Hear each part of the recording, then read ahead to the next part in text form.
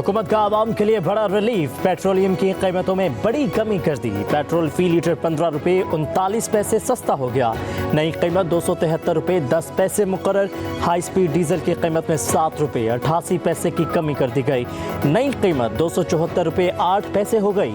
मिट्टी के तेल की कीमत में 9 रुपये 86 पैसे कमी। नई कीमत 173 रुपये 48 पैसे हो गई।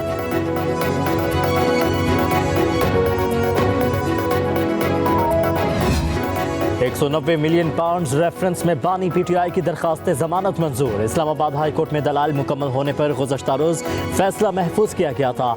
चीफ जस्टिस आमिर फारूक और जस्टिस तारिक महमूद जहांगीरी पर मुश्तमिल डिवीजन बेंच ने दरखास्त जमानत पर समाअत की। अदालत ने 10 लाख रुपए के मुचलकों के एवज जमानत मंजूर की। उधर बानी पीटीआई आज़ादी मार्च में दफ़ा 144 की खिलाफ वर्जी के मुकदमे से बरी हो गए। District and session court Islamabad ने थाना कोहना में दर्ज मुकदमे में शवाहिद नाकाफी होने पर बुनियाद बनाकर बरियत की दरखास्त मंजूर कर ली। वो जिदोजहद कर रहे हैं हकीकी आजादी के लिए। बात अगर करना है जनाब स्पीकर तो सिर्फ हमारा एस्टैब्लिशमेंट से।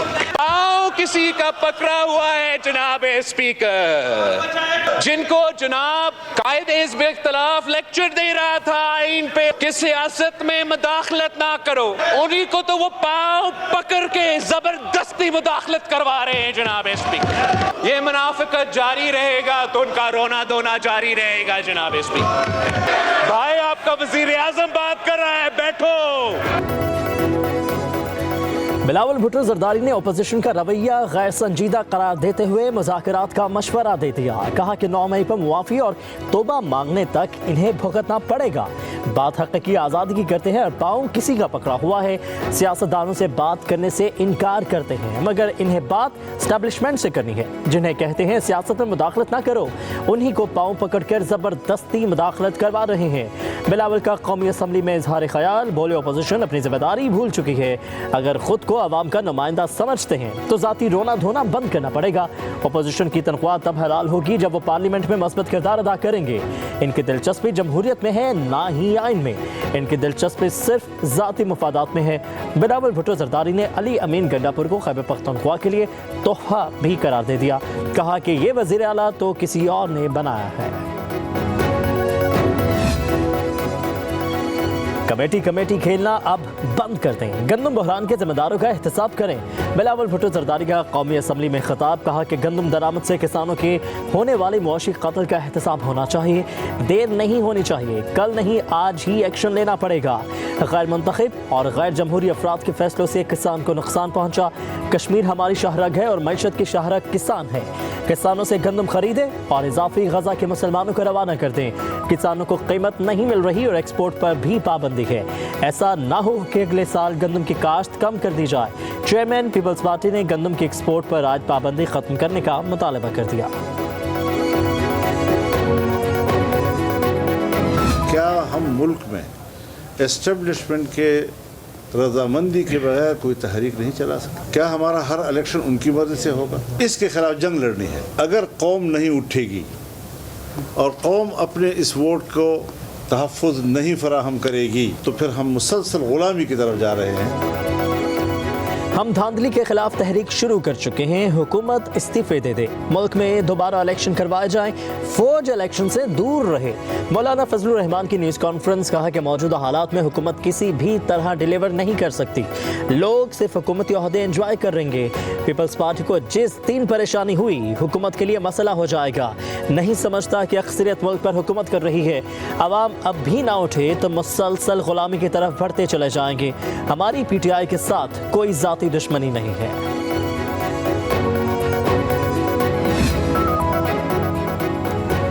फैसलों पर आवाज उठ रही हो तो कुर्सी से उठ जाना चाहिए। अदलिया को फैसलों पर नजरसानी करना पड़ेगी।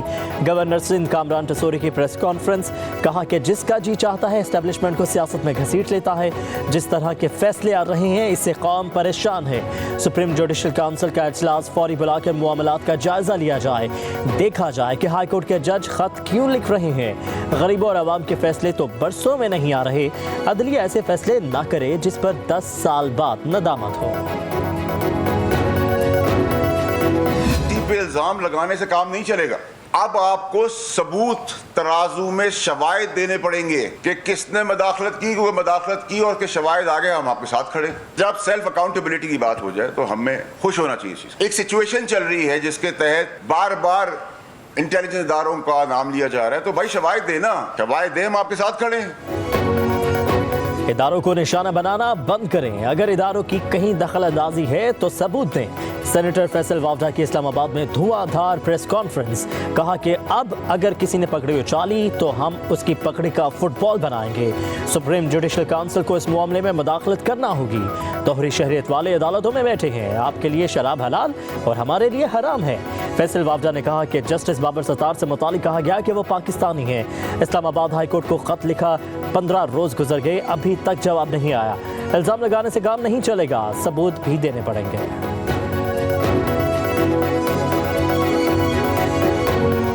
अगर वो खत लिखने लग गए जिनसे नाइंसाफी हो रही या जिनको इंसाफ नहीं मिल रहा या बर वक्त इंसाफ नहीं मिल रहा, तो इतने खत होंगे कि शायद आला अदलिया के कमरों में जगह ना बचे।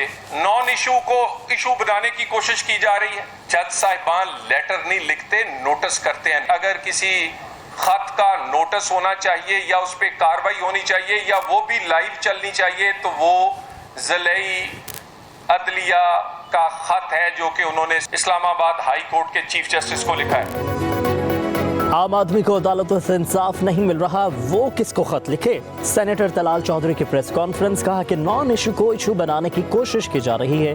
लेटर की बजाय नोटिस होने चाहिए थे। ज़िला अदलिया ने chief justice Islamabad high court को खत लिखा। पहले इस मामले की तहकीकात होनी चाहिए। अदलिया को बेहतर बनाने में पार्लियामान को अपना रोल अदा करना चाहिए था। सजा और जजा का सिस्टम अदलिया के अंदर बेहतर होना चाहिए। अदलिया पर किसी भी किस्म का प्रेशर नहीं होना चाहिए। अगर इदारे अपने निचले इदारों में इंसाफ नहीं करते तो पार्लियामान सो मोटो ले।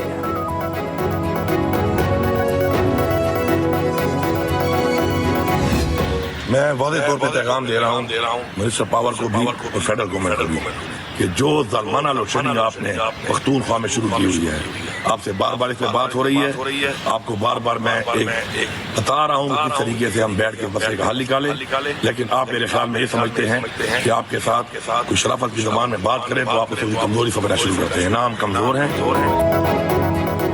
वज़ीर आला खैबर पख्तूनख्वा अली अमीन गंडापुर ने वफाकी हुकूमत को सूबे में गैर एलानिया लोड शेडिंग खत्म करने की डेडलाइन दे दी।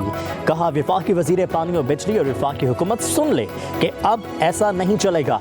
शराफत को हमारी कमजोरी ना समझा जाए। शेड्यूल जारी ना हुआ तो पेस्को ऑफिस को खुद टेक ओवर करूंगा। चीफ पेस्को को कह दिया है कि यहाँ रहना है तो फिर मेरा शेड्यूल चलेगा। ये जो बटन आपके हाथ में है, आप जुल्म कर रहे हैं। ये बटन फिर मेरे हाथ में होगा। इसे वार्निंग ना समझें।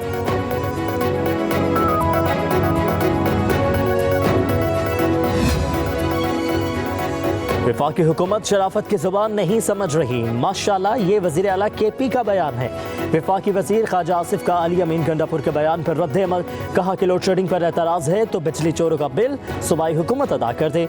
आपने तो बिजली चोरी को ऑन किया हुआ है। आपका बयान रिकॉर्ड पर है।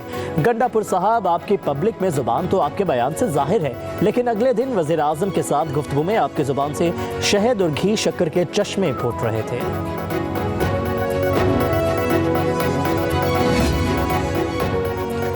वज़ीर आज़म शहबाज शरीफ से वज़ीर आला सिंध मुराद अली शाह की मुलाकात। वज़ीर आज़म की सिंध में तरक्याती मनसूबे पर काम तेज़ करते हुए तहफ़्फ़ुज़ात दूर करने की हिदायत। वज़ीर आज़म ने कहा कि मईशत की बहाली के लिए वफाक और सूबों के माबैन इश्तराक नागज़ीर है।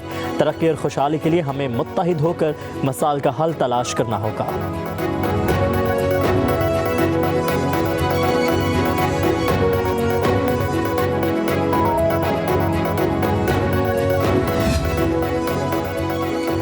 वफाकी काबीना में तोसी का फैसला। अली परवेज़ मलिक को वज़ीर मुमलिकत तैनात करने की समरी सदर मुमलिकत को भिजवा दी गई।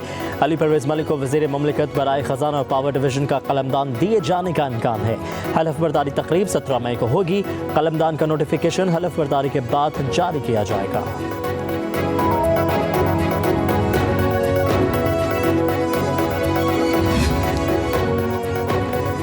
इल्हाक़ पाकिस्तान ही हमारी मंजिल है, आज़ाद कश्मीर पुरअमन खित्ता है, साजिशों को नाकाम बनाएंगे। वज़ीर-ए-आज़म आज़ाद कश्मीर चौधरी अनवारुल हक की मुज़फ़्फ़राबाद में प्रेस कॉन्फ्रेंस। कहा कि मौशी मसाइल के बावजूद वफाकी हुकूमत ने 23 अरब रुपए का तारीखी पैकेज दिया।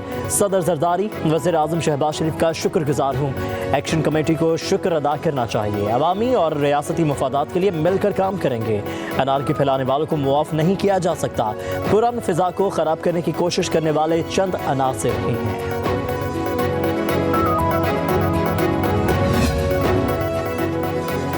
नून लीग को बड़ा झटका। लाहौर हाईकोर्ट ने पीपी 133 ननकाना साहब से राना अरशद की कामयाबी का नोटिफिकेशन कल अदम करार दे दिया। अदालत ने फरीक़ैन के दलाल मुकम्मल होने पर फैसला महफूज किया था। जस्टिस शाहिद करीम ने मोहम्मद आतिफ की दरख्वास्त पर फैसला सुनाते हुए अपील मंजूर कर ली। दरख्वास्त में इलेक्शन कमीशन समेत दीगर को फरीक बनाते हुए मौक़िफ़ अपनाया गया कि फॉर्म 45 के मुताबिक 3500 से ज़्यादा वोटों से जीता। इलेक्शन कमीशन ने दोबारा गिनती का हुक्म दिया और राना अरशद की हार को 2500 से ज़्यादा वोटों से जीत में बदल दिया गया।